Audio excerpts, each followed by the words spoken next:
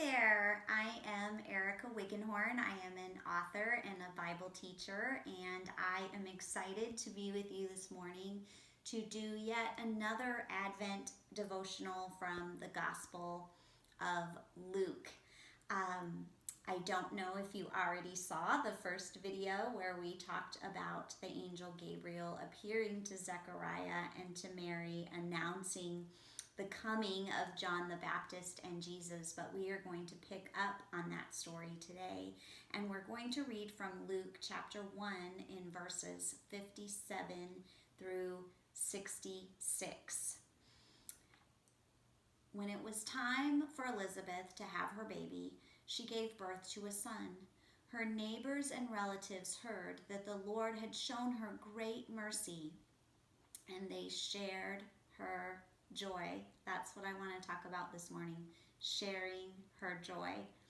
On the 8th day, they came to circumcise the child, and they were going to name him after his father, Zechariah. But his mother spoke up and said, "No, he is to be called John."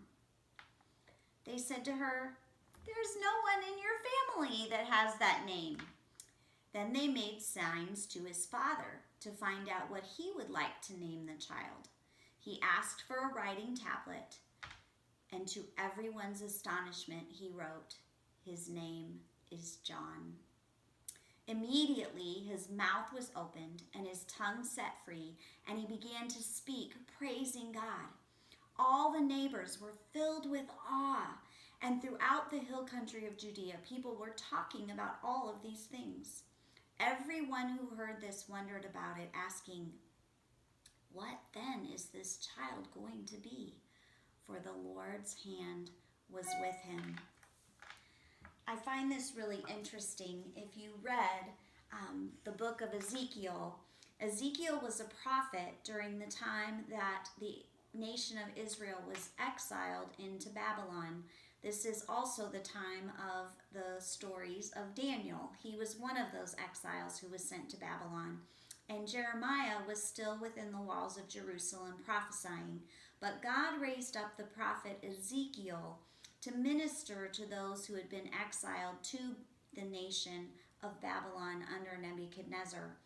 One of the things that God did in Ezekiel's life is he made his tongue stick to the roof of his mouth. And the only time that Ezekiel was able to speak was when God gave him a prophecy to utter to his people. Now this is very important because Ezekiel's prophecies essentially fell into two different camps. He had a set of prophecies dealing with conquering Israel's enemies, and he had a second group of prophecies, and that had to do with the coming promised Messiah. And so what do we know about what the nation of Israel believed about this Messiah? They would conquer Israel's enemies. And so the fact that this is happening to Zechariah is so important because it resembles what happened to the priest Ezekiel, who was a messianic prophet. So messianic signs are going on everywhere. And this is why the people are looking at all of these things and they are filled with awe. And they are wondering, what does this mean? Who is this child? Because we're seeing all of these messianic signs. When I think about that, and I think about how revered this promised Messiah was to be. Now, John the Baptist, of course, wasn't the promised Messiah. He was the one to prepare the way for the Messiah. Jesus was the Messiah. But I think about the fact that in the midst of all of these circumstances, the people had to know that this baby, this little baby John, born to Elizabeth and Zechariah, had to be somebody very, very special. And what did the people choose to do in light of that? It says they shared in Elizabeth's joy. They shared in Elizabeth's joy?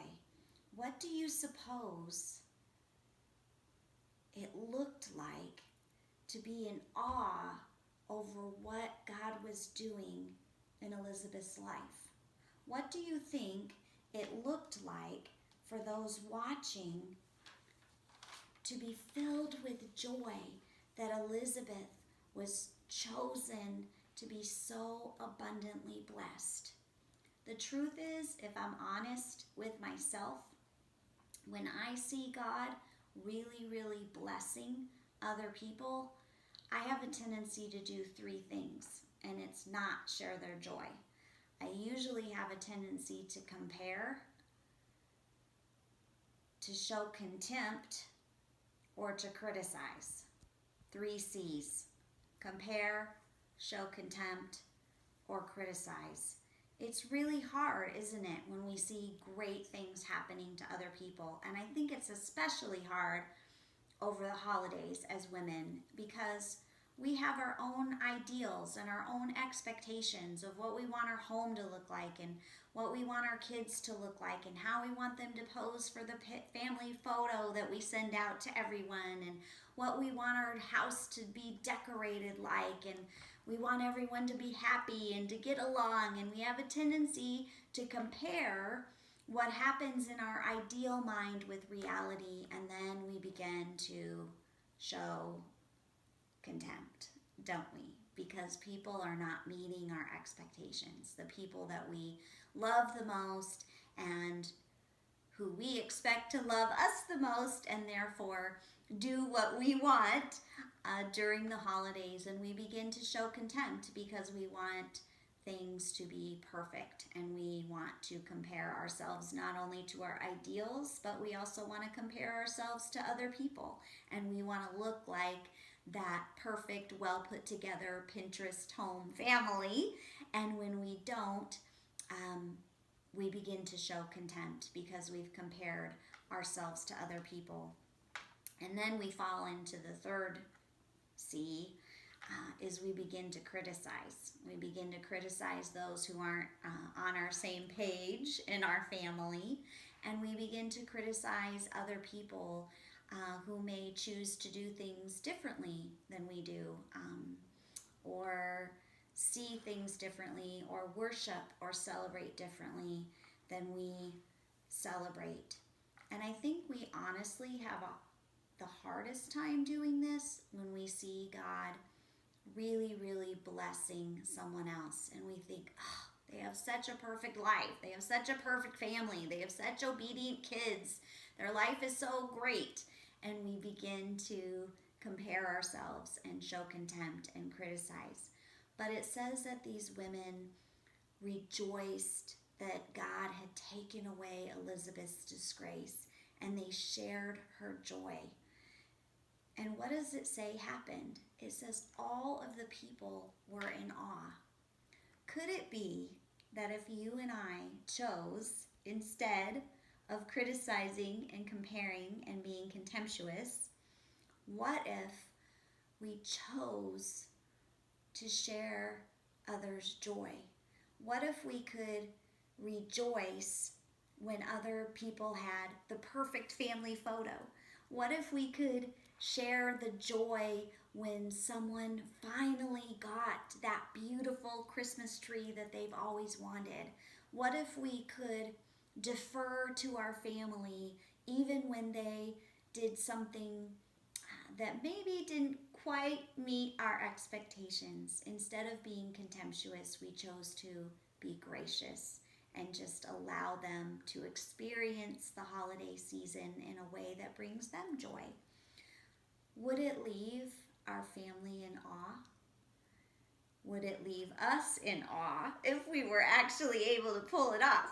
I would be in awe of myself, and I would know that God was at work. Well, here's the thing. Here's something else you need to know about the prophet Ezekiel. Nearly 50 times in his book, every time he opens his mouth to prophesy, he says a very important phrase, and it's this: and then you will know that I am the Lord. And then you will know that I am the Lord. When people looked at Elizabeth's circumstances, they knew that God was at work. When people look at you and I and how we respond in this Christmas season, in our circumstances, no matter what they are and no matter how they compare to those around us, could it be that they would know that we belong to the Lord and that He is God by how we behave and how we respond? Could we inspire awe in those around us because we choose joy and we choose to share in the joy of others? Would that not open our heart wide to make room for our Savior?